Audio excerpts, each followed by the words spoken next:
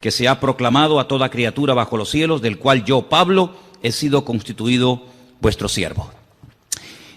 Esta es, sin lugar a dudas, la declaración más profunda de quién era Jesucristo.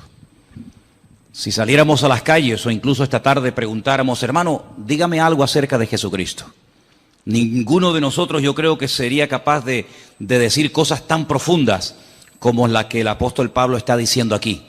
Dice cosas realmente tremendas, ¿no? Y además, yo ahora les voy a repartir a ustedes, creo que no hay para todos, pero bueno, pueden compartir unos apuntes que los he sacado de un comentarista llamado Barclay, que es uno de los mejores comentaristas de la Biblia, ¿no? Sobre todo del Nuevo Testamento. Y vais a ver el por qué Pablo insiste mucho en enfatizar, en aclarar, en explicar quién era realmente Jesucristo. Encontramos, por ejemplo, expresiones como que Él en su cuerpo de carne. Y uno dice, bueno, se entiende que el cuerpo es de carne, ¿no? Pero ¿por qué Pablo dice que Cristo vino con cuerpo y dice con cuerpo de carne? Muchas veces cuando leemos la Biblia tenemos que ponerlos en el lugar y en el momento de la época para entender por qué los autores bíblicos, en este caso el apóstol Pablo, decía esas cosas.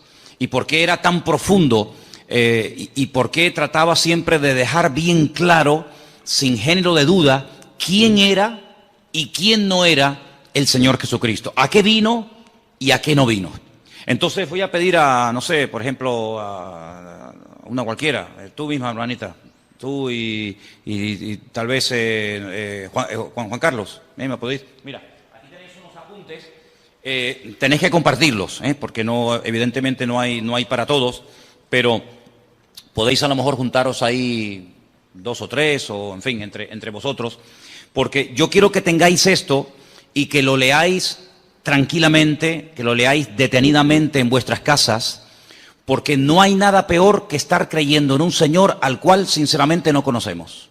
Yo creo con toda sinceridad que nosotros, no sé, por ignorancia, por falta de tiempo, no creo que por falta de interés, ni mucho menos, yo creo que no somos conscientes de a quién estamos sirviendo. Yo creo que aún no nos hacemos ni la más remota idea de quién era verdaderamente el Señor Jesucristo. A lo largo de la historia, se han dicho muchas barbaridades acerca de su persona, acerca de su obra.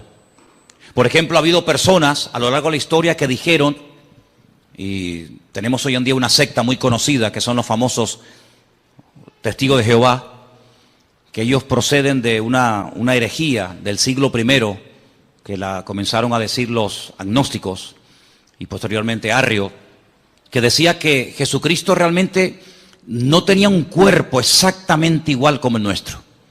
Incluso llegaron a decir que cuando Jesús caminaba no dejaba huellas en el camino.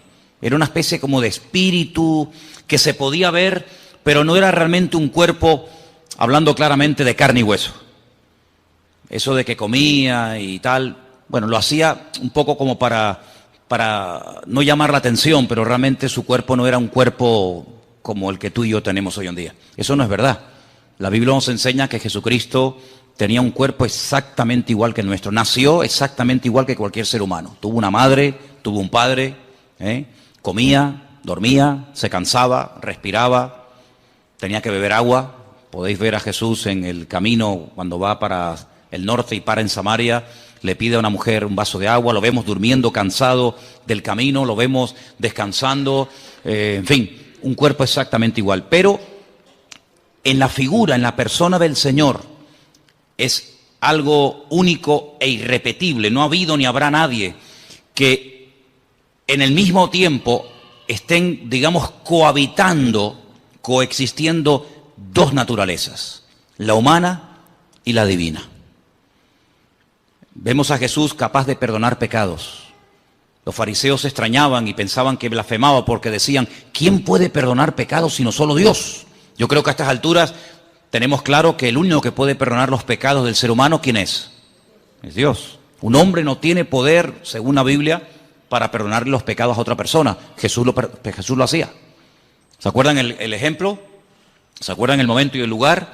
Dice la Biblia que él estaba en una casa compartiendo la palabra de repente le bajan del techo un paralítico descolgado por unos amigos, y cuando él lo ve, le dice: hijo, a ti te digo, tus pecados son perdonados. Después lo sanó, ¿verdad? Pero lo primero que hace es arreglarlo por dentro y después arreglarlo por fuera, ¿sí? Su parte espiritual y su parte física. Eso solamente lo puede hacer Dios, Él lo hacía, ¿verdad? Romanos capítulo 9 dice que Jesucristo, además lo dice categóricamente: Jesucristo es Dios, así, sin género de duda. Jesucristo es Dios. Jesús decía: el que me ha visto a mí ha visto al Padre. Jesucristo decía: yo y el Padre somos uno. Así de claro. Jesucristo era capaz de hacer cosas que a los seres humanos no se nos ha permitido hacer, como por ejemplo caminar por encima de las aguas. ¿O hay alguien aquí entre ustedes que tiene ese poder? Sería interesante que lo pudieras, no sé, demostrar, ¿no? No, yo puedo caminar por encima de las aguas. Jesús lo podía hacer porque Él es el Creador y Él tiene poder sobre la naturaleza, y no la naturaleza poder sobre el Creador. Jesús era capaz de multiplicar con unos cuantos panes y unos cuantos peces. Él era capaz de multiplicar. Ese poder tú y yo no lo tenemos. Jesús era capaz de transformar elementos. No sé, convertir el agua en vino. Y no convirtió el vino en agua porque no fue necesario, pero en un momento determinado Él convirtió dos elementos que no tienen nada que ver, ni en olor, ni en sabor, ni en color, ni en gusto. Él lo hizo en décimas de segundo. Convirtió el agua en vino. Porque Él tiene poder para transformar. Es decir, lo que Él hacía, ningún profeta del Antiguo Testamento lo hizo. Y mira que en el Antiguo Testamento hubieron profetas que hicieron cosas tremendas. Dice la Escritura que los milagros que Moisés logró hacer a través de los muchos años que estuvo, digamos, dirigiendo el pueblo de Israel, dice que no ha habido ningún otro profeta que se levantara con tanto poder y con tanta autoridad como Moisés. Fue, digamos, el más grande de todos. Pero Jesús lo superó, evidentemente, ¿no? Jesús llegó un día a decir que Él era antes de Abraham. Lo leía recientemente y le dijeron: pero si tú no tienes ni 50 años, ¿cómo es posible que tú hayas conocido a Abraham y que incluso te atrevas a decir que tú eres antes de la existencia del patriarca Abraham? Y dice: pues yo soy antes que Abraham. Juan lo define como el verbo, como la palabra encarnada, como la palabra humanada, la palabra hecha carne. Dice: en el principio era el verbo era con Dios y el verbo era Dios, ¿verdad? Entonces vemos al Señor Jesucristo con atributos divinos, capaz de perdonar pecados, caminar por encima de las aguas, transformar elementos, multiplicar panes y peces, etcétera, etcétera. Capaz de leer los pensamientos de la gente. Dice: ¿por qué caviláis contra mí en vuestros corazones? Sí, lo vemos en un cuerpo que come, que respira, que incluso murió, que tuvo que resucitar, que sudaba, que sangraba, etcétera, pero nunca dejó su divinidad. Evidentemente, como ser humano estaba tremendamente limitado. Ahora, ¿qué es lo que ocurre? En aquellos tiempos, y vamos a leer ahora un poquito, en aquellos tiempos los agnósticos decían que lo que tiene que ver con la materia, lo que tiene que ver con el cuerpo es malo, es negativo.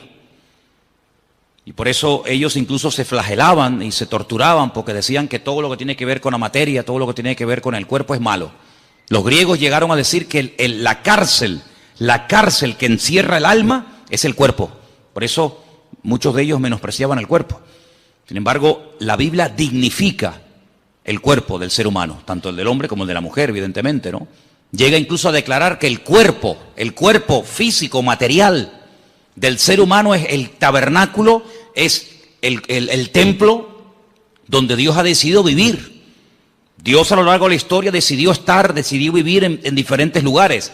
En un momento de la historia decidió vivir en una carpa, en un tabernáculo, en el desierto, portátil, ¿no? Que se levantaba y se volvía a montar rápidamente. Y Él decidió vivir como todo el pueblo. Ustedes viven en carpa, yo quiero otra para mí. Cuando el pueblo entra a la tierra prometida y pasan de ser peregrinos en el desierto y comienzan ya a construir sus casas, Él dice: constrúyame otra para mí, yo quiero poner mi gloria entre mi pueblo, ¿verdad? Pero ya no está ni en un tabernáculo, en una tienda de campaña portátil, ni en un templo. Pero dice: pero ahora yo estoy en cada uno de ustedes, porque ahora he decidido morar, he decidido vivir en los corazones de aquellos hombres y mujeres que han puesto su vida en mis manos. ¿Se dan cuenta? Entonces, lo que vamos a ver en esta tarde es muy interesante porque las expresiones que emplea aquí el apóstol Pablo son tremendas. Ahora comentábamos Elena y yo en casa ayer o hoy a la mañana, La Biblia es un libro tremendamente profundo, sin lugar a dudas, pero yo creo que no hay términos en nuestro idioma, por lo menos, lo suficientemente profundos como para aclarar quién verdaderamente era el Señor Jesucristo. Porque nuestro idioma es un idioma muy limitado. Por eso quiero explicar lo de las versiones. A veces ustedes habrán notado, el domingo pasó, no sé si se dieron cuenta, el domingo pasó que la lectura que se leyó en la iglesia, lo que se ponía en la pantalla, a veces no coincidía exactamente las mismas palabras con la persona que estaba leyendo. ¿Por qué? Porque en español, como en muchos idiomas, hay muchas formas de decir una cosa. Entonces depende del autor, depende del traductor, podemos decir de una forma o podemos decir de otra forma.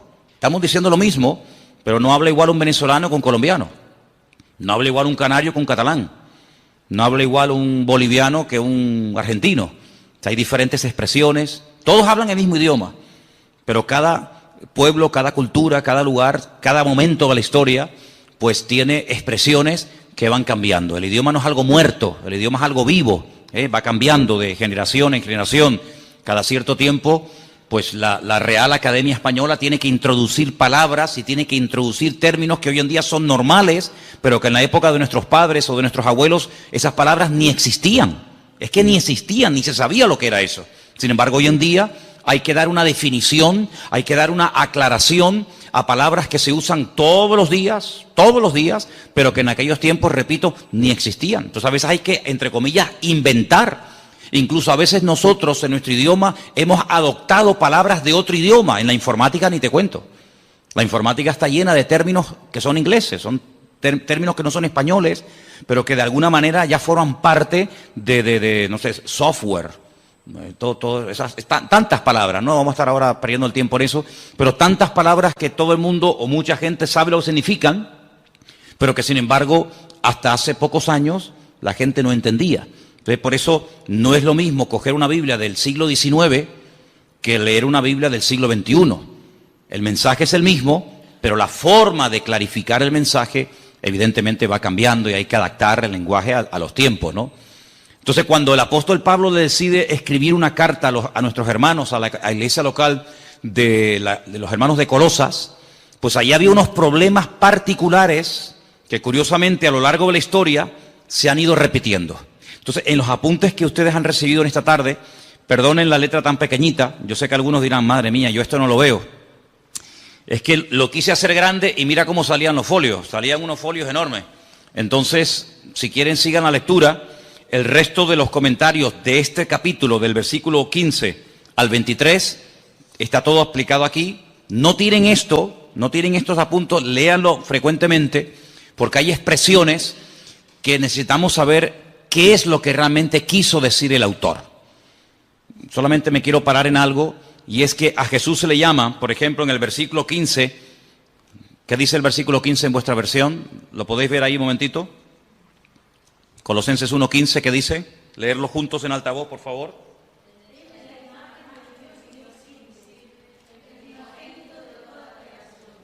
La semana pasada definimos un poco el tema de lo que era imagen, ¿se acuerdan? Hablamos de la imagen, la semejanza. Dijimos que son términos que no tienen nada que ver con el aspecto físico de una persona. Toar es la palabra que se emplea cuando se quiere hablar de apariencia, de forma, de figura. Pero cuando la Biblia habla de que hemos sido creados a imagen y semejanza de Dios, no significa que físicamente el hombre se parece a Dios. Nada que ver, en absoluto. Se refiere a sus atributos, se refiere en cuanto a sus características. Es un ser inteligente, capaz de razonar, de pensar, de tomar decisiones.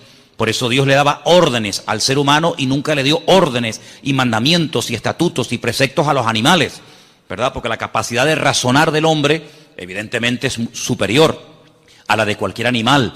El animal no razona, no piensa, no medita, no es capaz de hacer un poema, de hacer un argumento filosófico. El ser humano puede jugar con las palabras, en fin, tiene una capacidad superior, evidentemente, ¿no? A todo eso se refiere la Biblia cuando habla de imagen y semejanza. Cuando la Biblia dice que Jesús era la imagen de Dios, no significa que tú veías a Cristo y veías la cara de Dios, ¿eh? No significa que físicamente Jesucristo se parecía a Dios, porque Dios, dice la Biblia, dicho sea de paso, Dios no tiene aspecto físico. ¿A quién se parece Dios? ¿Dios es blanco o es negro? ¿Es alto o es bajo? Es que no tiene nada que ver. Esos argumentos, esos adjetivos, no tienen nada que ver con Dios. Dios no es ni alto ni bajo, no está ni de pie ni sentado, no está ni aquí ni allá, no entra y sale, no está un día alegre y otro día triste. Dios es un Dios inmutable, es un Dios que es totalmente, desde mi punto de vista, totalmente imposible por muchos argumentos, por muchas explicaciones, por muchos adjetivos que utilicemos. Sinceramente, todos se quedan cortos, todos se quedan cortos. Yo pienso que a lo largo de la historia, el hombre que el mejor definió a Dios fue un rabino llamado Maimónides. Hay un libro extraordinario que él escribió en el siglo XII, el Guía de los Perplejos, donde él habla él define la esencia de Dios. Y yo no he conocido a nadie, ni he leído ningún libro que explique la esencia de Dios tan profunda y al mismo tiempo tan clara como la define este hombre, ¿no?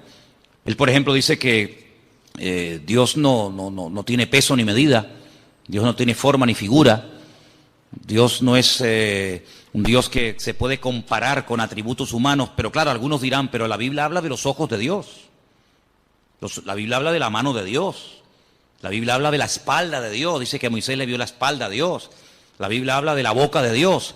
Eso es lo que se llama antropomorfismos, es atribuirle a Dios o utilizar elementos humanos para hablar de lo que Él hace o hablar de lo que Él es. Dice, los ojos del Señor recorren toda la tierra. ¿Te imaginas dos ojos así? Por las calles, por las plazas, por las montañas, dos ojos. Hombre, eso no se puede traducir literalmente, porque los ojos del Señor que recorren toda la tierra, ¿qué es lo que quiso decir el autor? Que Él lo sabe todo, que Él lo conoce todo. No es que sus ojos literalmente van por la calle así buscando, ¿verdad? Porque si fuera así, literalmente, quiere decir que si los ojos de Dios están en aquella dirección, ya no están en esta. Si está mirando hacia la derecha, ya perdió la visión de la mano izquierda. Por lo tanto, no es algo literal, ¿verdad? Así que eso es lo que la Biblia, ya digo, se llama antropomorfismo. Es utilizar un lenguaje humano para definir o para explicar más o menos un concepto de tipo espiritual.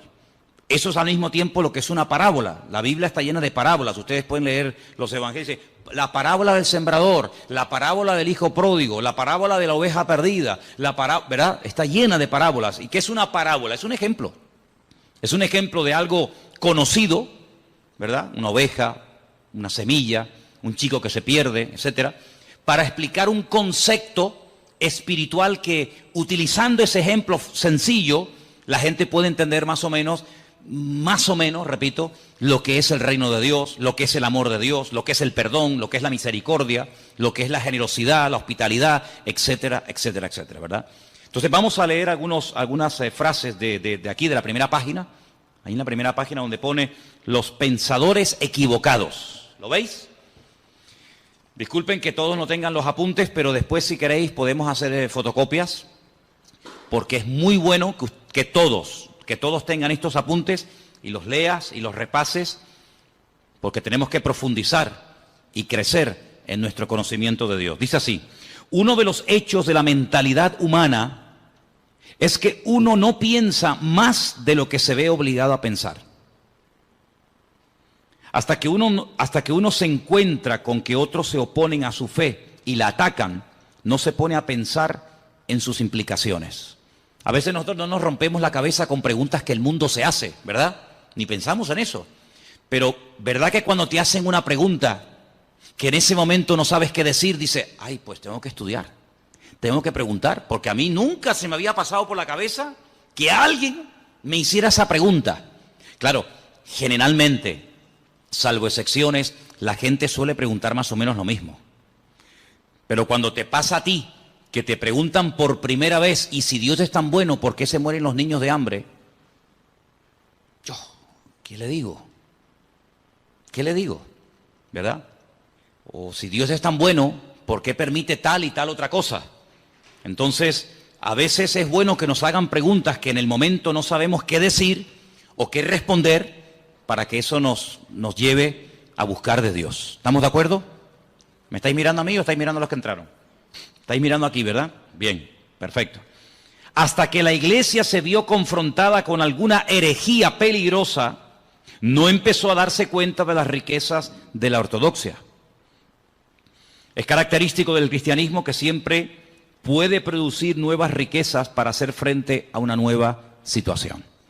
Es bueno que en algún momento de tu vida alguien, un amigo, un vecino, un familiar o quien sea, te haga una pregunta que tú digas, mira, sinceramente en este momento no tengo ni idea qué decirte. Y tienes que acostumbrarte a decir, en este momento no sé qué decir. Déjame que estudie, déjame que prepare, déjame que pregunte, etcétera. Pero no pienses que todo lo que te va a preguntar la gente vas a tener la respuesta inmediata. De hecho, ustedes saben que hay unas chicas en la Biblia que eran las famosas, en su día hablé de ellas, ¿no? Las hijas de Zelofajat, que vinieron un día a Moisés y le hicieron una pregunta a Moisés, el gran varón de Dios, y Moisés dijo, tengo que orar, tengo que consultar con el Señor, porque ni Moisés en ese momento sabía qué responderle a estas chicas. ¿Qué te parece? Preguntas que ningún hombre jamás le había hecho a Moisés, estas chicas se atrevieron a hacerla a Moisés y lo dejaron con la boca abierta, no sabía ni qué responder. Pero bueno, vamos a seguir adelante. Cuando Pablo le escribió a los colosenses, no estaba pensando en el vacío. Se puso a escribir, como ya hemos visto en la introducción, habla de los capítulos anteriores, para salir al paso de una situación bien definida. Escuchen, había una tendencia de pensamiento en la iglesia primitiva que se llamaba el gnosticismo. Sus seguidores, los gnósticos, lo que quiere decir poco más o menos los intelectuales o los librepensadores, estaban insatisfechos con lo que consideraban la ruda sencillez del cristianismo y querían convertirlo en una filosofía que pudiera estar en línea con los otros sistemas filosóficos del tiempo. Es decir, para algunas personas nuestra fe es tan sencilla que no les cabe en la cabeza. En aquella época los filósofos, y en Atenas estaba lleno de filósofos. Cuando Pablo fue allí, madre mía, se encontró con los, ustedes pueden encontrar en el libro de los Hechos, con los atenienses, los estoicos, los epicúreos, toda aquella gente que para decir que estos blancos daban 40 vueltas y preguntaban y preguntaban y preguntaban. Pues cuando empezó el cristianismo a difundirse y a extenderse el evangelio por todo el mundo conocido, pues estos gnósticos no daban crédito a que todo fuera tan fácil y todo fuera tan sencillo. Ellos querían complicar las cosas. Por eso Pablo tiene que escribir muchas cartas para responder y debatir correctamente a esta gente, ¿no? Ahora bien, Dios es espíritu y por lo tanto absolutamente bueno y la materia absolutamente mala, según decían ellos. De ahí que se deducía que el Dios verdadero no podía tocar la materia y por lo tanto no era el agente de la creación.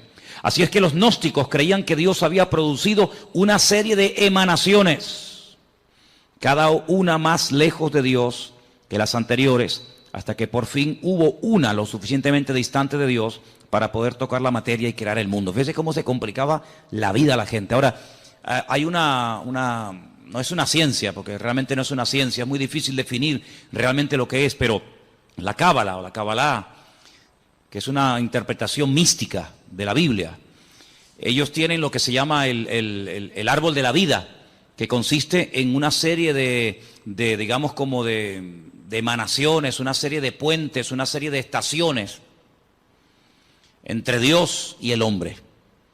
Ponen el ejemplo de decir, bueno, imagínense que ahí en las Caletillas hay una estación eléctrica, ¿sí o no? Todo la hemos visto. Esa estación eléctrica produce 1 millón de vatios. Y salen cables de la estación eléctrica de Caletillas, pues a todas partes, incluido llegan aquí a Santa Cruz. La luz que está entrando en este momento en este salón no es 1 millón de vatios. Si aquí entrara 1 millón de vatios, salimos todos por los aires, todos reventaríamos. Si pusiéramos ahí un micrófono, una guitarra, un teclado a la pared y le sale 1 millón de vatios, pegaría una explosión que saldría al edificio por las nubes. Entonces, ¿qué es lo que hacen? Por el camino van poniendo transformadores y van bajando de 1 millón a 100.000, de 100.000 a 50.000, de 50.000 a 20.000, de 20.000, y así van bajando y van como bajando la potencia para que cuando llegue al hogar de cada uno de nosotros, todos nuestros aparatos funcionan a 220. Entonces, lo que sale de la estación central no es lo que nos llega a la casa. Es una mínima parte de lo que sale. Siempre tiene que salir más de lo que llega. Si sale a 220, no nos va a llegar a nosotros a 1.000.000, pero a la inversa sí. Entonces, algunos creen que Dios es tan poderoso, tan grande, tan sublime, tan magnífico, que es realmente imposible llegar a tener comunión y relación con ese Dios, porque como que nos mataría.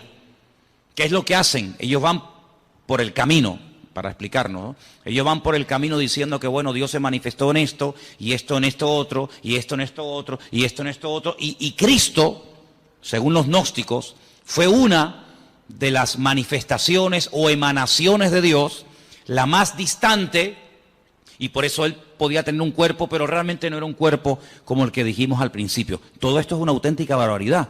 Algunos dirán, pero ¿cómo la gente se puede complicar tanto la vida? Pero esto fue antes del año 100, después de Jesucristo. Imagínense, si estas cosas no se aclaran al momento, si el apóstol Pablo, con la sabiduría y el conocimiento que el Señor le dio, no fuera capaz de taparles la boca, de hacer lo que se llama apologética, si defender correctamente los principios bíblicos, en el año 2015, siglo XXI, el evangelio estaría totalmente distorsionado y no tendría absolutamente nada que ver hoy el evangelio con el evangelio que predicaba Jesucristo y los discípulos.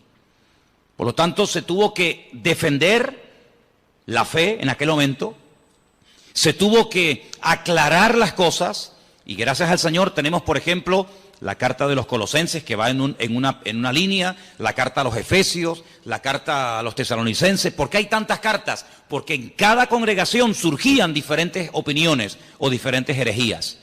Por ejemplo, en Colosas decían que una de las formas de acercarnos a Dios es adorando a los ángeles. Ya parece que se ha ido a la moda, pero hubieron unos años, aquí en Canarias por lo menos, en los que en algunas farolas se veía pegados unos papelitos donde daban cursos para que la gente pudiera contactar con su ángel particular y ese ángel le llevara a Dios, y de esa manera no ir directamente a Dios porque es demasiado poderoso, pero a través de un ángel como que se baja la intensidad. Se puso de moda el famoso libro o el famoso curso de milagros, ¿verdad? Donde la gente podía, entre comillas, producir con una serie de técnicas y con una serie de historias sus propios milagros, autosanarse, autoliberarse, y ahí surgieron buenos pensamientos, la famosa nueva era, donde ellos dicen que el hombre es como un ser que tiene dormido, tiene como atrofiado una serie de valores, una serie de capacidades que el pecado ha apagado, pero que con una serie de clases y de principios y de no sé qué y no sé cuánto, ya no hace falta ni ir al médico ni que nadie ore por ti, sino que tú te puedes autosanar, porque tú eres una especie como de Dios en miniatura, una especie de ser tremendamente poderoso pero atrofiado, apagado, dormido, porque el pecado te ha, digamos, dormido esas capacidades espirituales, y bueno, y la gente se complica la vida de una manera con tal de no ir a Dios, con tal de no buscar al Señor, son capaces de buscarlo donde sea. Y por eso el apóstol Pablo fue un hombre muy usado, no solamente para extender el evangelio que nos ha llegado a nosotros exactamente igual, sino también para decirle a aquella gente las barbaridades que decían y para que hoy en día tengamos respuestas ante estas barbaridades. Entonces vamos a seguir leyendo un poquito y después nos vamos a meter en el pasaje. Los gnósticos llegaban todavía más lejos. Estamos en la primera página de los apuntes que les di. Conforme las emanaciones se fueron distanciando de Dios, se volvieron cada vez más ignorantes de Él. Y en las emanaciones más distantes se daba no solamente la ignorancia de Dios, sino la hostilidad hacia Él. Los gnósticos llegaban a la conclusión de que la emanación que creó el mundo desconocía y era hostil al verdadero Dios. Y algunas veces hasta identificaban esa emanación con el Dios del Antiguo Testamento. Eso tenía ciertas consecuencias. Ahora, si ustedes se dan cuenta, cuando el hombre no tiene una relación directa con Dios, cuando el hombre busca en fuentes equivocadas, es como lo que decía el profeta Jeremías: ustedes están buscando en cisternas rotas que no retienen el agua, y por eso cuando llegan a una cisterna rota la encuentran vacía. Hay una búsqueda sincera, pero el camino es un camino equivocado. No todos los caminos llevan a Dios. Eso tienes que tenerlo clarísimo en tu vida. No es que, bueno, da igual, iglesia evangélica, católica, musulmana, budista, nueva era, da igual, total, todos los caminos llevan a Dios. Es que eso no es lo que dice la Biblia. Mira, a lo largo de la historia, siempre el deseo del Creador, el deseo de nuestro Dios fue tener comunión con el hombre. Dios hizo todo lo habido y por haber, todo lo impensable, para que el hombre se acercara a Dios. El hombre como que hacía todo lo contrario para alejarse del Señor. Te voy a poner un ejemplo. Mira, en el Antiguo Testamento hay un varón de Dios, un hombre que se llamó Jacob. Conocemos también su nombre como Israel. La Biblia dice que él una noche se echó a dormir. Estaba durmiendo al aire libre. De repente él tiene un sueño donde ve una escalera. Una escalera que tiene la parte de abajo en la tierra y la otra punta, al otro extremo de la escalera está en el cielo. Él dice que ve ángeles que suben y que bajan. No dice que bajan y suben, sino ángeles que suben y bajan. Él entiende en ese sueño, que es muy profundo para decirlo así en breves palabras, él entiende que el cielo se quiere acercar al hombre. Él entiende que el Creador quiere volver a tener comunión con el hombre. El hombre la cortó, el hombre se desconectó de Dios. El hombre se independizó de Dios, para que me entiendan. Porque cuando Dios creó al hombre, lo creó con la capacidad de rebelarse, de separarse de su Creador. ¿Por qué Dios lo hizo así? Solo Dios lo sabe. Pero una de las razones elementales y básicas de por qué Dios le permitió al hombre rebelarse contra su Creador es por una sencilla razón. Porque Dios no quiere amor a la fuerza. Si tú no me amas, yo no te voy a obligar a que lo hagas. Si tú no me quieres servir, yo no te voy a obligar a que me sirvas. Si tú no quieres estar conmigo, yo no te voy a obligar a que estés. Yo te voy a crear con la capacidad de rebelarte, con la capacidad de distanciarte de mí. Y el hombre utilizó esa capacidad como ser perfecto que era, porque si no tenía esa capacidad, luego no es perfecto. El hombre utilizó ese libre albedrío, esa capacidad y se desconectó de Dios. Claro, las consecuencias fueron terribles. Dios le dijo, bueno, pues si en este lugar que yo lo he creado para ti y no tienes que hacer absolutamente nada para subsistir, sino que yo te lo he dado prácticamente todo hecho. Fijaros que el hombre ni tenía, hermanos, que matar animales para poder comer. El hombre no fue creado para matar, por eso el hombre tiene que utilizar armas. Los animales, cada uno tiene sus armas de defensas, ¿verdad? Unos tienen cuernos, otros tienen garras, otros tienen veneno. El ser humano no tiene nada, porque el ser humano no fue diseñado para matar. Por eso el hombre tiene que usar una pistola, un palo, una piedra, una escopeta, un rifle, porque el hombre no tiene la capacidad por sí misma de matar a otro ser humano, porque no tiene ningún arma poderosa. Ahora, fijaros qué interesante, cuando el hombre se desconecta de Dios, Dios lo tiene que echar de aquel lugar perfecto y de armonía que todos conocemos como el Gan Edén, el jardín del Edén. Y cuando sale de ese lugar, él se percata, él se da cuenta de todo lo que ha perdido. Ahora el hombre tiene frío, ahora el hombre tiene calor, ahora el hombre suda. Sudar significa perder humedad, con la capacidad de poder deshidratarte. La mujer comienza a sentir dolores. La mujer no fue creada para tener la menstruación todos los meses. En el momento en el que peca, comienza a experimentar el hombre pérdida de humedad y la mujer pérdida de sangre todos los meses. La tierra se le vuelve en su contra.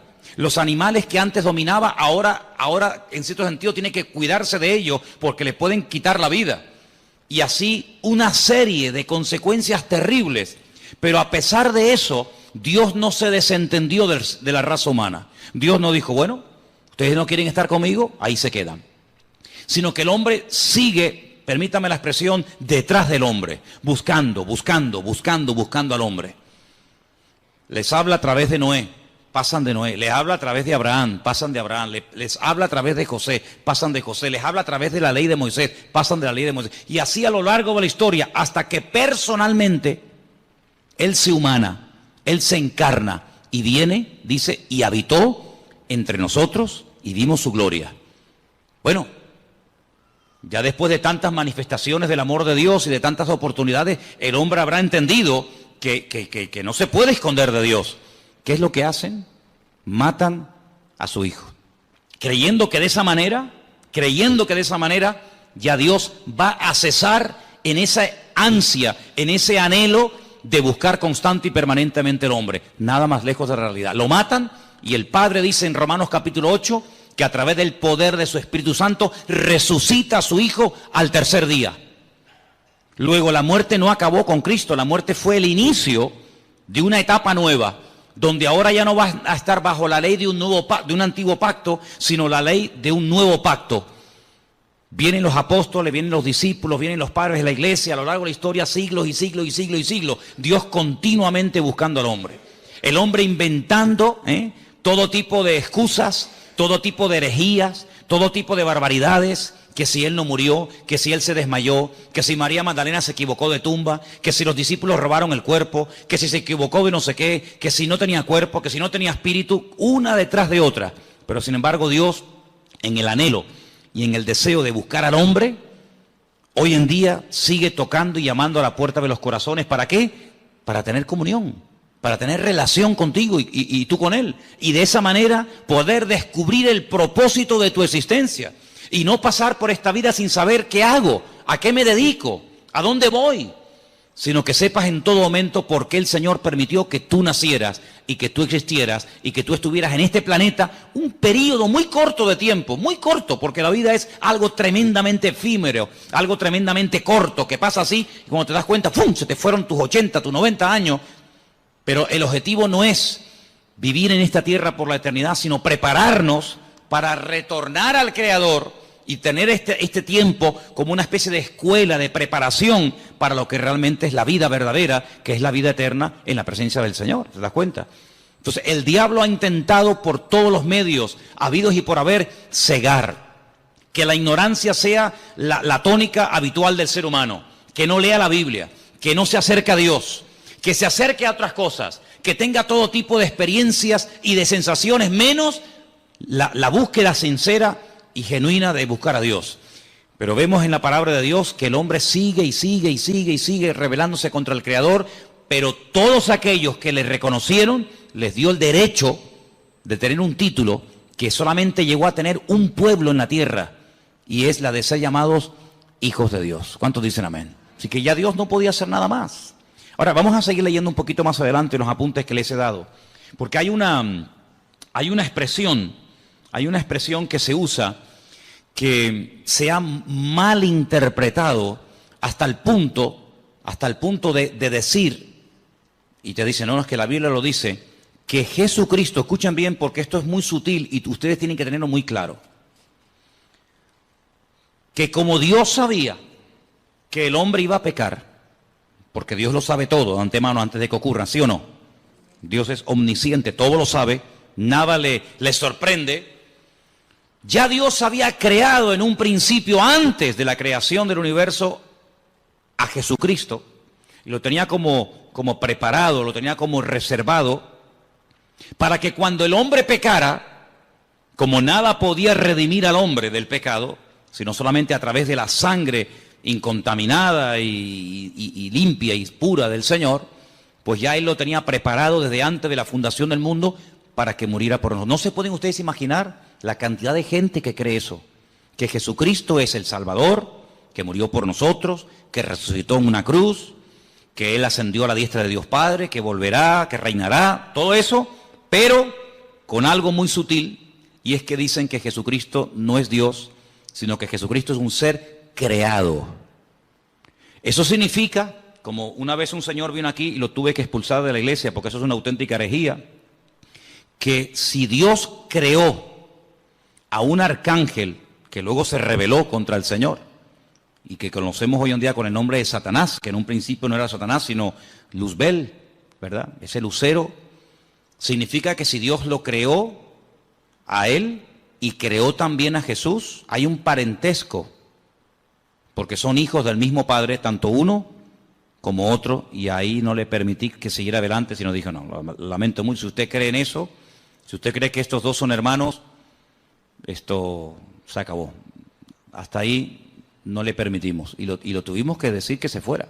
Pero él estaba totalmente convencido que así como Adán y Eva tuvieron un hijo bueno y un hijo malo, uno llamado Caín y otro llamado Abel, Dios también tuvo un hijo bueno llamado Jesucristo y tuvo un hijo malo llamado Satanás. Fíjate tú las barbaridades a las que llega la gente, ¿no? ¿Y de dónde sacaba eso? Del versículo 15, donde dice que Él fue el primogénito de la creación. Amigo. Pero fijaros qué interesante, porque un poquito más abajo, en el versículo 18, vuelve a aparecer la palabra primogénito. Versículo 18 dice, Él es la cabeza del cuerpo, que es la iglesia.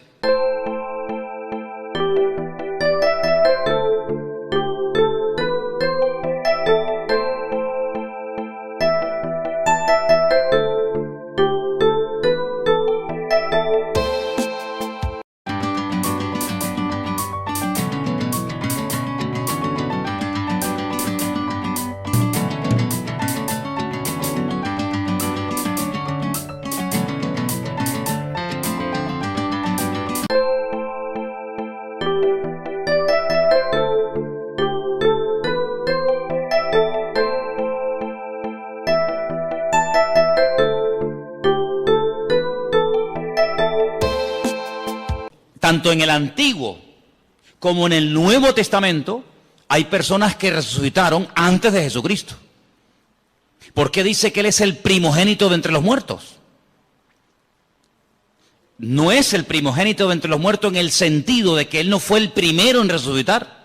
Luego, si la palabra primogénito entre los muertos no significa, y esto quiero que lo dejemos bien claro, si la palabra primogénito entre los muertos no significa que Él fue el primero en resucitar, si volvemos al versículo 15, la palabra primogénito de toda la creación tampoco puede significar que Él fue el primero en ser creado. ¿Sí o no? Miren, cuando uno interpreta la Biblia, y aquí dimos en su época una clase de hermenéutica, hace mucho tiempo que se grabó, y no se pueden imaginar, hasta el día de hoy, cada día prácticamente, recibimos correos en la iglesia de gente de todo el mundo que han visto ese curso de hermenéutica que yo en mi vida me pensé que iba a ser tan seguido y de tanta utilidad para tanta y tanta gente. Se llama así, curso de hermenéutica. Lo tienen ahí ustedes en YouTube, en la Biblia, que lo grabamos aquí. Una de las reglas de la hermenéutica es una ciencia que se enseña en las escuelas bíblicas, en los seminarios, para ayudarte a interpretar correctamente los textos bíblicos. Si usted no puede interpretar la Biblia a su manera, usted no puede interpretar la Biblia de un punto de vista únicamente judío, únicamente evangélico, únicamente católico, ateo, no. Usted tiene que interpretar la Biblia según unos parámetros, según unos principios generales e universales, para que usted no saque conclusiones equivocadas. Por ejemplo, cuando estudiamos, no me voy del tema, pero quiero dejar bien claro esto, porque hay gente aquí que está empezando a venir a la iglesia. Y hay gente aquí que lleva años en la iglesia. Y a todos ustedes tienen que tener bien claro que todos leemos la misma Biblia. Pero lógicamente, una persona que está empezando a leer la Biblia por primera vez en su vida, no tiene a lo mejor el conocimiento, la base, que tiene una persona que lleva toda la vida leyendo la palabra de Dios, que ha oído un montón de estudios, que ha hecho cursos, etcétera, etcétera. Tiene unas bases, ¿verdad?, para interpretar la Biblia completamente diferente. ¿Sí o no? Cuando usted empieza a leer la Biblia, pues si la empieza a leer por el Apocalipsis, usted no se va a enterar de nada. Pero si usted ha hecho cursos, usted ha escuchado lo que es el Apocalipsis, lo que significan los caballos, los colores, los números, cuando usted lo lea, usted va a disfrutar de la lectura de ese bendito libro. Pero si usted no sabe, usted no se va a enterar de nada. Es decir, pero es que yo no entiendo la Biblia. Por eso hay gente que a veces dice, mira, yo he leído la Biblia y yo no la entiendo. Hombre, claro, si llevamos a un niño el primer día a la escuela y le van a enseñar a multiplicar y a dividir, el niño probablemente no va a querer ir más, porque se va a aburrir. Pero el niño aprende jugando. El niño aprende disfrutando con los colores, con el trencito, con las canciones, y así va aprendiendo, ¿verdad?, de una forma sencilla y progresiva y gradual. Cuando vamos a la palabra de Dios, nos encontramos que hay expresiones que no se pueden interpretar literalmente. Una de ellas es la que estamos viendo. Jesucristo es, porque Él está diciendo, Jesucristo es esto, Jesucristo es esto, Jesucristo es esto y esto. Y una de las cosas que Pablo dice que es Jesucristo es el primogénito de entre los muertos. Pero ya les acabo de mostrar que Él no fue la primera persona en la vida, en la historia, que resucitó. Por lo tanto, no puede significar el primogénito de entre los muertos, no puede traducirse como Él fue el primero que resucitó. No, Jesucristo no fue el primero en resucitar. Mira, Lázaro, no resucitó Jesucristo a Lázaro. Si Cristo resucitó a Lázaro, ya Cristo no fue el primero en resucitar, sería en todo caso Lázaro. Bien, por la misma regla de tres, si usted empieza a interpretar unos textos, y usted se encuentra la misma expresión, pero versículos antes, como por ejemplo en el versículo 15, dice primogénito de la creación. Bueno, pues primogénito de la creación significa que Él fue el primer ser creado. No, no lo puede traducir así. Vamos a leer según este comentario, según los apuntes que ustedes tienen ahí, qué puede significar esta expresión y después la vamos a clarificar. Estamos casi al final de la página 2, página 766, donde pone lo que Jesucristo es en sí mismo, ¿lo veis? Aquí abajo. En este pasaje, Pablo dice dos cosas importantes acerca de Jesús. Ambas en respuesta a aquella gente de los gnósticos de aquella época. Los gnósticos habían dicho que Jesús no era más que uno entre muchos intermediarios y que por muy glorioso que fuera, era solo una revelación parcial de Dios. Pablo dice que Jesucristo es la imagen del Dios invisible. Colosenses 1:15. Usa aquí una palabra y una figura que despertaría toda clase de memorias en las mentes de los primeros lectores. La palabra eikon, en griego, e imagen en su traducción correcta. Ahora bien, como señala este autor, una imagen puede ser dos cosas que se confunden entre sí. Puede ser una representación, pero una representación, si es lo bastante perfecta, puede ser también una manifestación. Cuando Pablo usa estas palabras, establece que Jesús es la perfecta manifestación de Dios. Para comprender cómo es Dios, tenemos que mirar a Jesús. Yo le digo a la gente, ¿usted quiere conocer a Dios? ¿Quiere saber cómo piensa, cómo siente, cómo es Dios? Tienes que conocer a Jesús. A Dios llegamos a través de Cristo. Si usted no conoce a Cristo, es imposible que usted conozca a Dios. Porque Dios se manifestó, Dios se reveló a través de Jesucristo. Hebreos capítulo 1 que dice, Dios habló a lo largo de la historia a nuestros padres de muchas formas y de muchas maneras. Pero en los postreros días ha hablado a través de Cristo. Si usted conoce a Cristo, usted no va a tener ninguna duda de cómo es Dios. Cuando usted conoce a Cristo, escuche bien lo que le digo, cuando usted conoce el corazón del Señor, cómo es el Señor, usted no va a tener que estar todo el santo día preguntando, esto es bueno, esto es malo, lo puedo hacer, no lo puedo hacer, puedo ir, no puedo ir, lo digo, no lo digo, lo miro, no lo miro. Cuando usted conoce al Señor, usted sabe perfectamente lo que le agrada a Dios y lo que no le agrada. Usted no va a tener que tener un perro policía todos los días a su alrededor para decirle, no, eso no se hace, no, eso no se dice, no, eso no se toca, no vayas para acá, no vayas para allá. Eso al principio está bien, pero llega un momento en el que tú ya conoces tanto al Señor, que tú ya sabes hasta lo que le gusta al Señor. ¿Quiénes son las personas que necesitan todo el día una sombra? ¿Quiénes son las personas que necesitan todo el día una persona que le diga, no, eso está mal? Las personas que no conocen a Dios.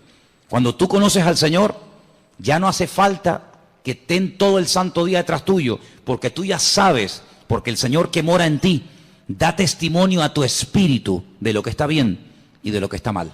Los que están empezando y los que llevamos ya tiempo en las cosas del Señor, podemos decir por experiencia que hay momentos, desde que hemos comenzado a conocer o a interesarnos en conocer al Señor, hay momentos en los que sin nadie decirnos nada, cosas que habíamos hecho durante toda la vida, ahora resulta que las vas a hacer y tú dices, no sé, me siento raro, ya no me gusta.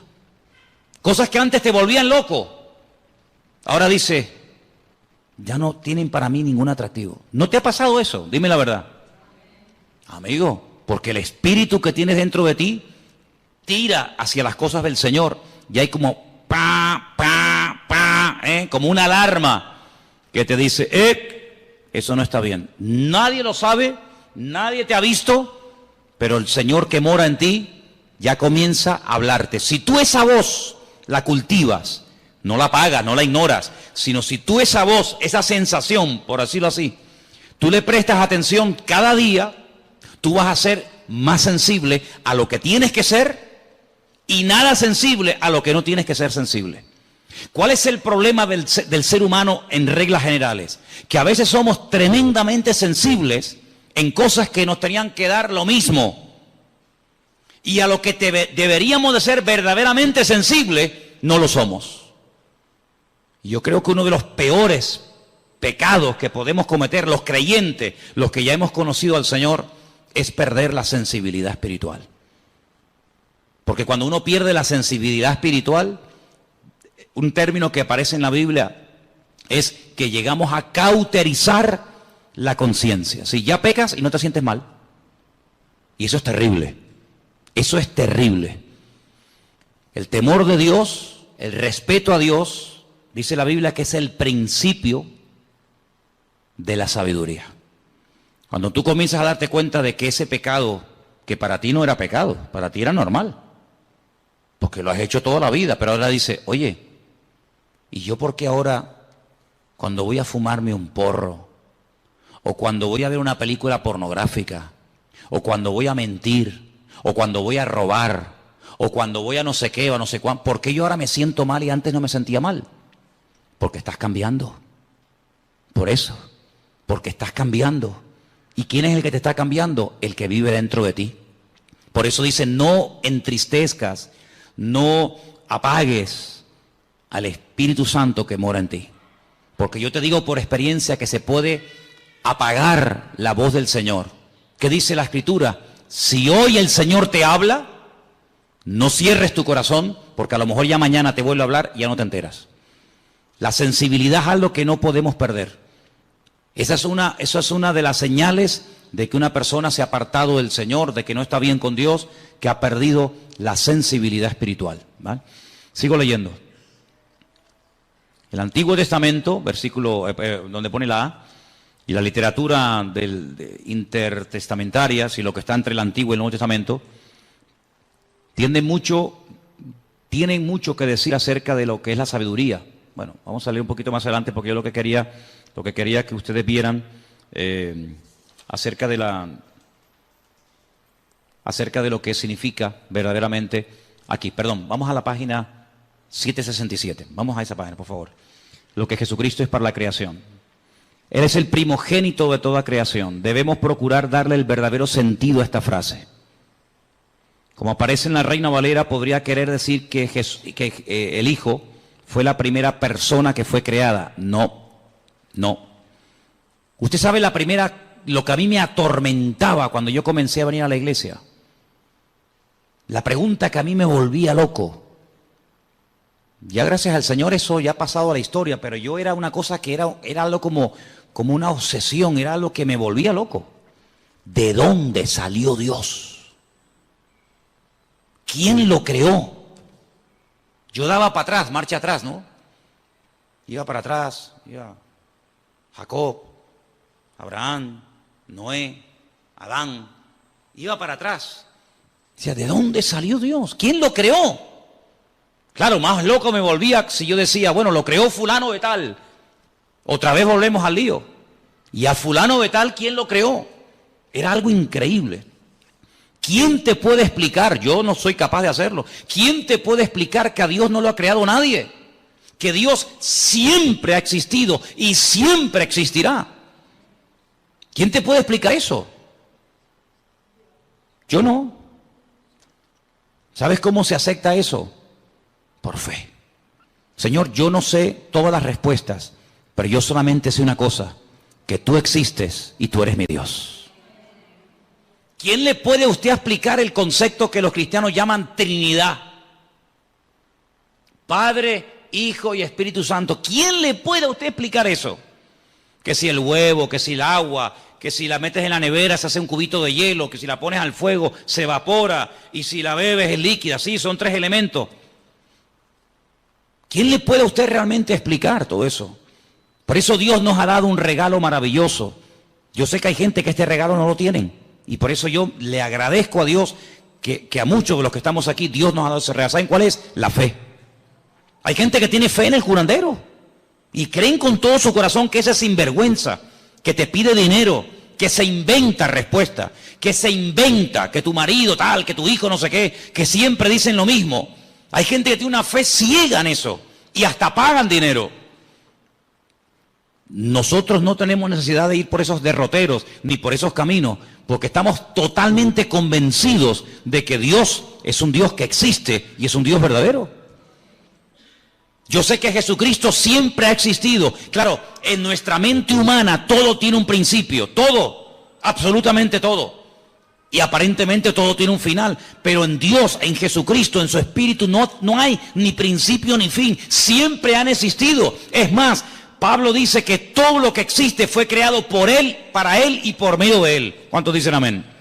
Claro, el mundo se puede reír, el mundo puede cuestionarse, pero bueno, hermano, que digan lo que quieran. Yo sé en quién he creído. Y yo sé que el Señor no fue creado, sino que el título primogénito de la creación, como vamos a ver ahora, esto es lo que significa. Ahí lo tenemos, al final de la página. El primogénito de toda creación. Perdón, estamos aquí. Debemos procurar darle el verdadero sentido. Como aparece en la Reina Valera, podría creer o querer decir que el Hijo fue la primera persona que fue creada, pero en el pensamiento hebreo y griego, la palabra primogénito, que está ahí entre paréntesis, no tiene más que un sentido temporal muy indirecto. Hay que notar dos cosas. Primogénito es muy corrientemente un título de honor. Israel, por ejemplo, en Éxodo 4:22, como nación se le llama el primogénito, el Hijo de Dios. Lo que quiere decir es que la nación de Israel es el Hijo de Dios más favorecido. Segundo, debemos notar que primogénito es el título del Mesías. Ahí pueden leerlo en casa, Salmo 89:27. Según lo interpretan los mismos judíos, la promesa en relación con el Mesías. Es decir, la palabra primogénito es un título.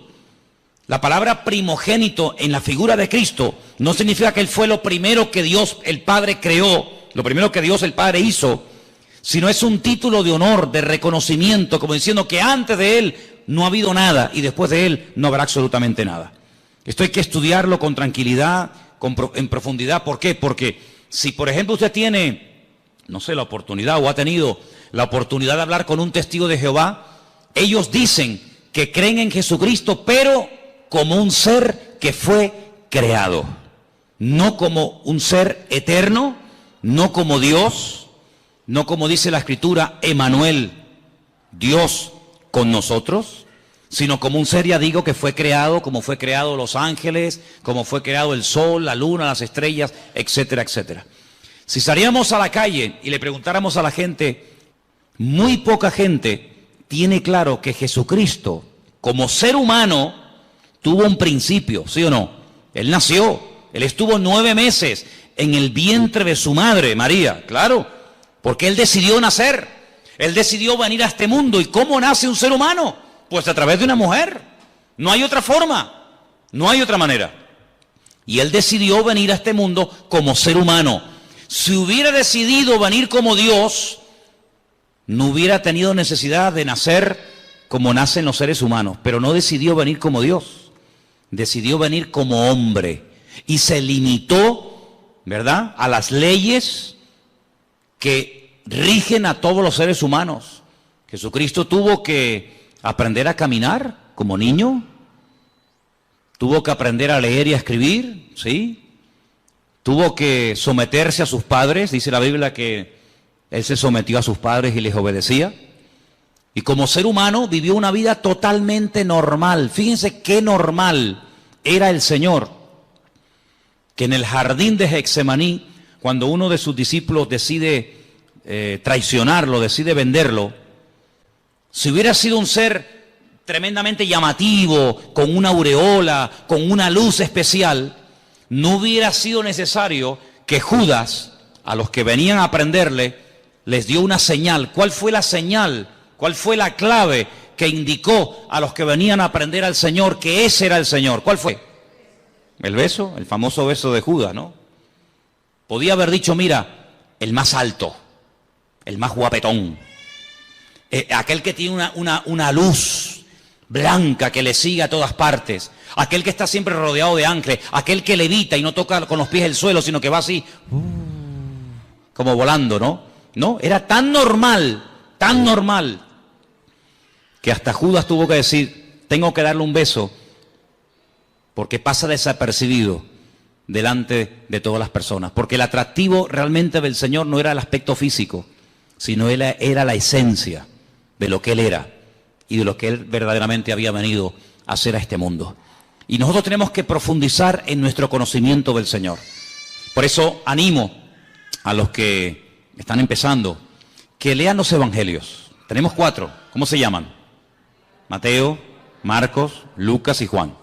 Ahí ustedes van a encontrar cómo hablaba, cómo reaccionaba cuando lo criticaban, cómo pensaba, cómo se movía en medio de sus enemigos, cómo trataba a los niños, a las mujeres, cómo trataba a sus discípulos, cómo era intolerante frente al pecado, pero tremendamente misericordioso y compasivo ante gente que había caído, pero que les daba la oportunidad de rehacer su vida. Y ahí en los evangelios encuentras a Cristo como ser humano, pero también como un Dios perfecto, humanado, limitado entre nosotros, pero que nos amó tanto que se dejó matar. Ahora, el concepto tal vez más profundo de lo que Él es, el concepto más maravilloso de todos los que rodean a Dios, podemos decir que Dios es santo, ¿sí?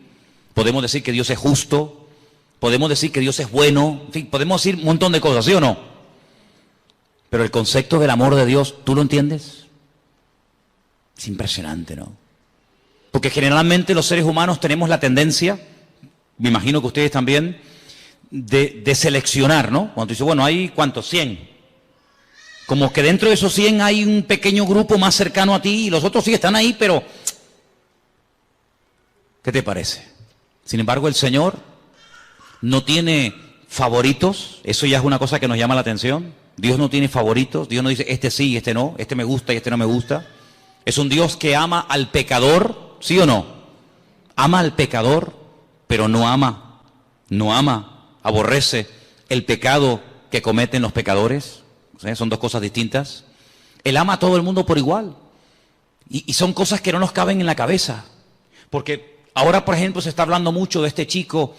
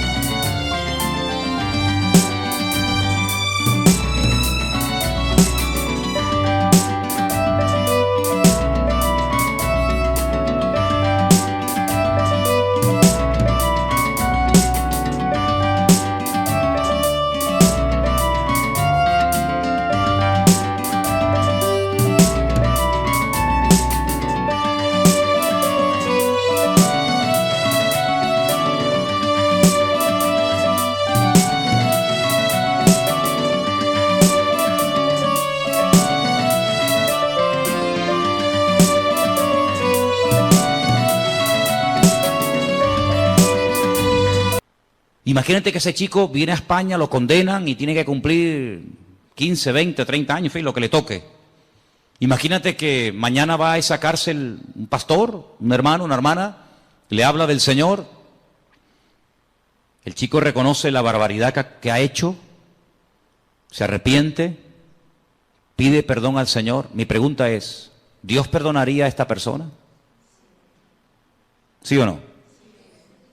Delante de los hombres es un asesino. Tiene que estar ahí hasta que se pudra, ¿no? Hasta que cumpla la condena. Pero si esa persona le pide perdón a Dios, esa persona nos la vamos a encontrar el día de mañana en el cielo, en la presencia del Señor. ¿Quién entiende eso? ¿Quién entiende eso? Nadie. Pero así es el corazón de Dios. Es una cosa increíble.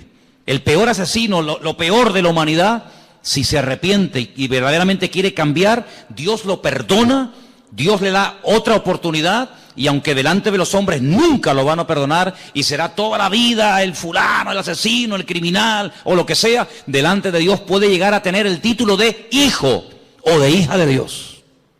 De hecho, ha habido casos en la historia de personas, en Estados Unidos, en algunos lugares existe la pena de muerte, personas que estaban condenados a muerte por la justicia de los hombres.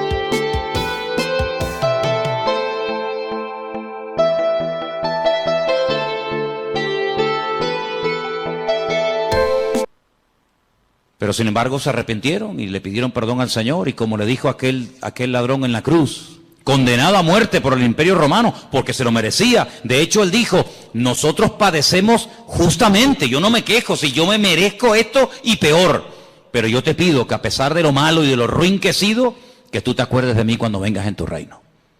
Y el Señor podía haber dicho, pues hijo, lo siento mucho, yo no te puedo perdonar porque tú has sido esto y esto. Sin embargo, ¿qué dijo el Señor? Hoy estarás conmigo en el paraíso, amigo. El concepto del amor de Dios es lo que más me impacta de nuestro Dios. Porque si Él es el primogénito de la creación, la imagen de Dios, el camino, la verdad y la vida, todo eso está muy bonito.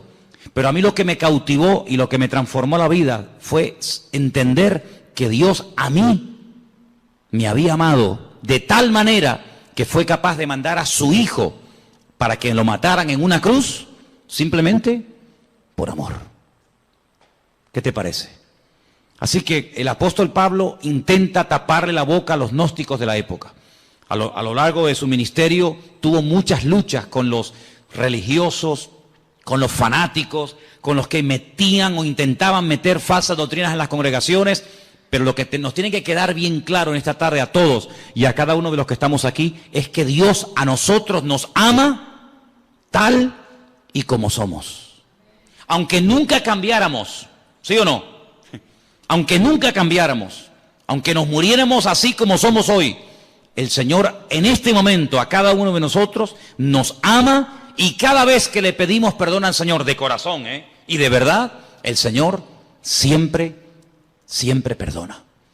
Hace unos días estaba en televisión y como una novedad, como una cosa, como que hubieran bajado extraterrestres del planeta X y vinieran a este mundo y dijeran, oye, que han venido unos extraterrestres, como una cosa del otro mundo. Daban la noticia en todos los medios de comunicación de las últimas declaraciones del Papa, que si una mujer que abortó, ¿no dijo más o menos así?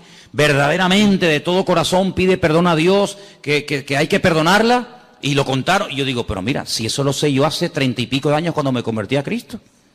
Sinceramente, a lo mejor para usted, señora, o para usted, caballero, será una cosa de decir, oye, que cómo estamos cambiando, qué cosa tan tremenda. Pero miren, ¿sabes qué? Es que yo conozco al Señor, no me hace falta que don Francisco diga semejante cosa, porque ya mi Dios en su palabra me ha dicho que el que viene a mí, yo no le echo fuera.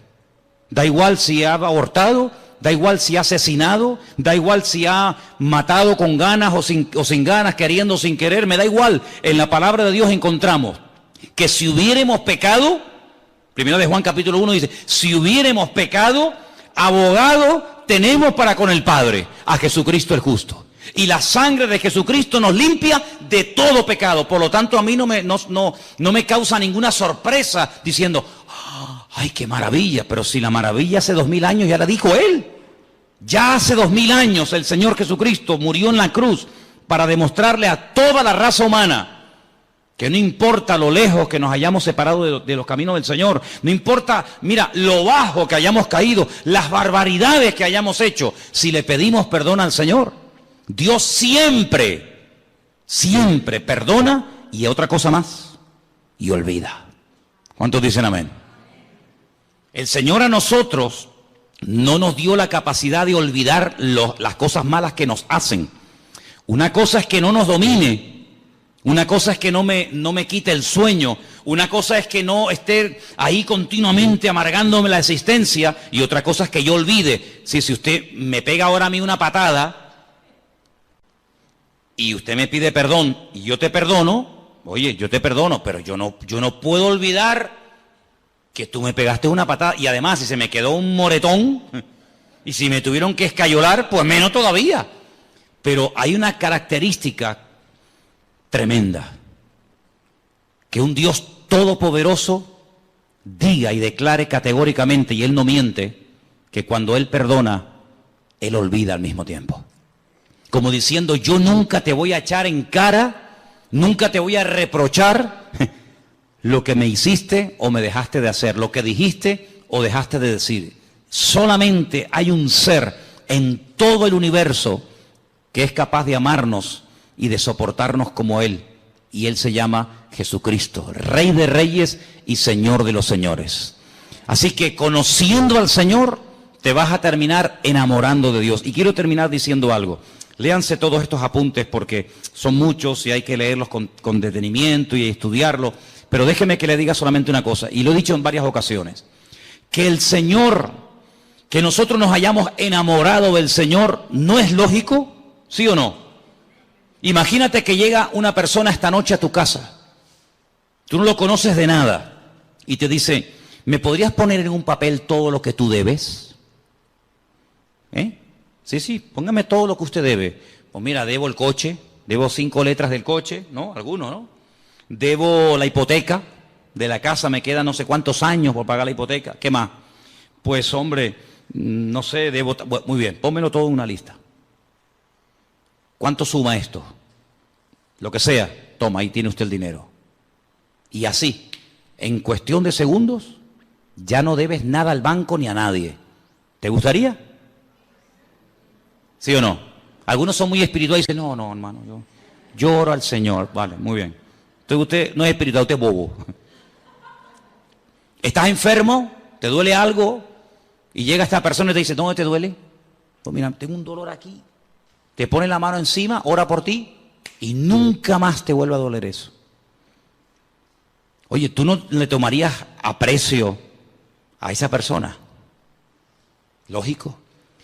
Cuando tienes un problema no lo buscarías a él o a ella porque te ha ayudado tanto que, oye, mira, ¿me podrías venir un momentito que te quiero hablar contigo? Me pasa esto, me pasa lo otro. ¿Quién no se puede encariñar? ¿Quién no puede apreciar, respetar? No digo enamorarse, pero respetar a una persona así, cualquiera. Bueno, pues en cierto sentido, eso es lo que el Señor hace continuamente con nosotros. Nos sana, nos fortalece, nos levanta cuando caemos, nos anima. A veces permite, fíjate lo bueno que es y lo sabio que es, que cuando ve que nos estamos un poquito medio apagando, quedando atontados, permite ahí una pequeña prueba, una pequeña cosita, ¿no? Y, ay, tal, ay, Señor, ayúdame. Y el Señor dice, sí, dime, aquí estoy contigo. Fíjate lo bueno que es, que podía decir, bueno, ya no quieres orar, pues nada, no ores. Pero Él dice, le voy a poner una piedrita en el zapato, para que le haga una llaguita. Ay, Señor, mira que me salió una llaguita, sí, dime qué quieres que haga. Señor, que me sana, ahí está, pum, la sanidad. ¿Quién no se enamora de un Dios así? ¿Sí o no? A todos nos ha pasado. Pero lo que yo quiero preguntarles ahora, ¿qué vio Él en nosotros para enamorarse de nosotros? Porque ¿cómo no me voy a enamorar de un Dios que tiene estas y más características, cualquiera? Pero ¿qué vio el Señor en ti y en mí? Cuando a veces una persona que te ama te dice, qué ruinito que eres, ¿eh? ¿No te han dicho nunca eso? qué malo que eres. Cuando quieres ser malo, eres malo. Cuando quieres ser buena, mira que eres agradable. Pero el Señor, a pesar de nuestras debilidades y defectos, Él nos ama. Hermanos, amemos también nosotros al Señor. Y sirvámosles con alegría, sirvámosles de todo corazón, porque es un privilegio el ser llamados hijos de Dios. Y quiero terminar pidiéndoles que hagan una reflexión. Imagínense que en esta noche supiéramos, es una hipótesis, no es real, pero imagínense que supiéramos que en este momento en la Plaza de España, allá abajo en pleno corazón de Santa Cruz, hay 8 o 10 mil personas sin hogar, sin agua potable, sin comida, sin nada, y que hay cientos y cientos de niños, pues como los niños que tenemos aquí en la iglesia, que a veces entran, salen, el otro que canta, el otro que toca los palitos, Bueno, pues eso es lo que está pasando en este momento en Europa, donde hay miles y miles, millones de personas huyendo de países que están totalmente destrozados. Y yo me preguntaba hoy, digo, Señor, si nosotros al salir del culto en esta noche, sabiendo esa situación, no se nos ablanda el corazón, entonces que nosotros nos hemos convertido sin darnos cuenta en creyentes tremendamente teóricos. Me contaba Priscila ayer que miles de familias en una pequeña isla llamada Islandia se han ofrecido a las autoridades del país, al gobierno de dicho país, para dar acogida en su casa a personas que no tienen nada, que han huido con lo puesto y que no tienen nada. Yo me preguntaba, ¿será que lo que llamamos el estado del bienestar, no lo llaman así a cómo se vive en Europa, el estado del bienestar? ¿No será que el hecho de que nadie nos haya perseguido nunca, porque a nosotros no nos ha perseguido nunca nadie? A ningún hermano nuestro lo han torturado en una cárcel, lo han crucificado, a nadie. Lo más que nos han dicho es un insulto o lo que sea. ¿No será que todo eso, sin darnos cuenta, se nos ha vuelto en nuestra contra?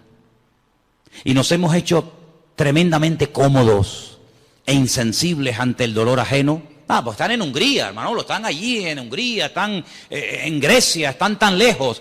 Pero yo pregunto, ¿seríamos capaces, y me pregunto yo también estoy metido en el ajo, ¿seríamos capaces nosotros de decir, pero por qué tienen que estar ahí un montón de familias pasando frío y hambre, cuando nosotros somos la sal de la tierra y la luz del mundo? ¿La luz para qué es? Dice el Señor, no es para ponerla debajo de la mesa, es para ponerla encima y que todos sean alumbrados con la luz del Evangelio, con la luz de los cristianos. ¿Seríamos capaces nosotros de decir, vénganse a vivir a nuestra casa? Tengo 3 habitaciones, nada más duermo en una, ¿para qué quiero 2 habitaciones vacías?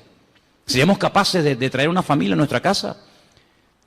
Si no somos capaces de reaccionar ante momentos de urgencia, nuestro cristianismo es simplemente una teoría. Es simplemente una teoría. Yo sé que no es nuestra realidad social. No tenemos ahí a miles y a miles de personas acampadas, pasando frío, pasando hambre, sin saber a dónde van. Pero ¿y si fuera? ¿Y si esa fuera nuestra realidad?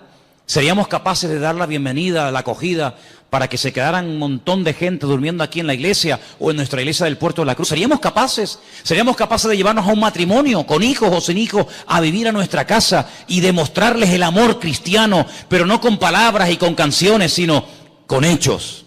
Y en verdad, ¿seríamos capaces? Yo me preguntaba todo eso en estos días, porque dicen que desde la Segunda Guerra Mundial, la catástrofe humanitaria más terrible es esta que se está viviendo hoy en día, donde miles y miles, y Dios está poniendo a prueba, y yo lo siento así, Dios está poniendo a prueba el cristianismo de Europa. Yo creo que Europa entró en una decadencia espiritual, pero el Señor le está dando a Europa la posibilidad de volver a ser avivada, pero no tanto por la predicación teórica del Evangelio, sino por la predicación y el ejemplo práctico del Evangelio. Yo creo que esta es una oportunidad para que Europa se levante de las cenizas. Yo creo que esta es una oportunidad para que la iglesia en Alemania, en Hungría, en Italia, en España, que ha estado dormida durante generaciones, vuelva otra vez a levantarse y a decirle al mundo, aquí estamos nosotros los cristianos. Aquí estamos nosotros para demostrarle a la gente lo que es hospitalidad, para demostrarle al mundo lo que es amor, No, pero es que la mayoría son musulmanes. Y no es precisamente a los musulmanes o a quien sea a quien tenemos que demostrarle el amor de Dios. Porque la Biblia dice que si saludamos a los que nos saludan, ¿qué mérito tenemos? Si amamos a los que nos aman, ¿dónde estará la recompensa? El Señor nos dice que tenemos que hacer por los demás lo que nos gustaría que los demás nos hicieran a nosotros. ¿Cuántos dicen amén? ¿Qué les parece la reflexión? Yo creo que todos somos, unos más y otros menos, muchas veces egoístas. Pero esta es una prueba que el Señor está permitiendo que venga a este suelo, a este continente, para que nos demos cuenta si esos países tan prósperos son prósperos solamente porque tienen o son prósperos porque son países solidarios, países de amor. Y yo les voy a decir algo, hermanos, y lo digo de verdad con todo mi corazón. El pueblo más hospitalario del mundo no es el pueblo evangélico. El pueblo más hospitalario de la tierra no es el pueblo cristiano. ¿Sabéis quién es el pueblo más hospitalario de la tierra? El mundo musulmán. El musulmán copió esta buena característica de su padre, de Abraham. Y el musulmán es hospitalario, se deleita y se goza de tener forasteros, de tener extraños en su casa.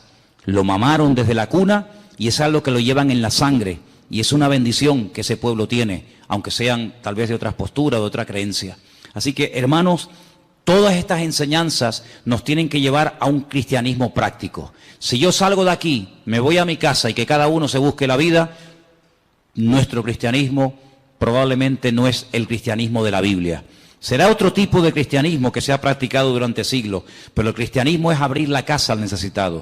El cristianismo es compartir la camisa que nos sobra con el necesitado. El cristianismo es ser solidario con la persona que lo necesita. Y la regla de oro dice, no le hagas a los demás lo que no te gustaría que te hicieran a ti, o más bien, hazle a los demás lo que te gustaría que te hicieran a ti. Yo creo que la prueba también nos llegará a nosotros, ¿sabes? Creo que en algún momento nos tocará a nosotros pasar por el tamiz, pasar por la balanza de Dios, y ahí se demostrará, en estos últimos tiempos se demostrará quién es y quién no es. Quién verdaderamente era creyente para salir de sus problemas, para que consiguiera trabajo, para que todo le fuera bien, o quién ha entendido verdaderamente el Evangelio y ese principio, y termino, que más bienaventurado es dar que recibir. ¿Cuántos dicen amén? Cierra tus ojos ahí donde estás. Y todas estas preguntas, hermanos, nos las tenemos que hacer. Todas estas preguntas. El tiempo en el que estamos viviendo no es un tiempo fácil. Es un tiempo de prueba. Es un tiempo donde Dios está viendo cómo va a reaccionar su pueblo. Y es la iglesia, no las naciones, no los gobiernos, la iglesia, la que tiene que tomar autoridad. Y la que tiene que levantarse ahora en pie de guerra y decirle al mundo, aquí estamos los cristianos, con los brazos abiertos, dispuestos a bendecir al mundo, dispuestos a ayudar al que verdaderamente está buscando ayuda desesperadamente. Y hay miles, millones y millones de personas totalmente desesperadas que huyen con lo opuesto. Y qué bueno sería que se encontraran con miles de creyentes que les demostraran que el amor de Dios no es teoría, es práctica. Aleluya. Señor, te damos gracias en esta tarde por todo lo que tú eres, por todo lo que tú representas para cada uno de nosotros. Te pedimos, Señor, que tú nos ayudes a manifestar tu amor de una forma práctica, de una forma visible y real. Señor, hemos creído y creído en cosas durante años, pero ha llegado la hora y el momento de demostrar verdaderamente nuestro interés, nuestro amor, nuestro apoyo al mundo necesitado y a tu obra. Te pido en el nombre de Jesús que tú nos ayudes a entender el mensaje que tú estás lanzando a la humanidad, que tu iglesia no esté dormida ni apagada, que la luz brille ahora, más que nunca, porque es ahora el momento de brillar, es ahora el momento de decirle al mundo, aquí está la iglesia, que ha estado dormida durante años, pero se levanta en pie de guerra en el nombre del Señor, y le dice al mundo, mirad a nuestro Dios, mirad mirad a nuestro Dios, cuánto nos ama, que nos da el privilegio de poder servir al mundo, porque tú viniste a servir y no a ser servido. Ayúdanos, Señor, a conocerte, a descubrirte cada día.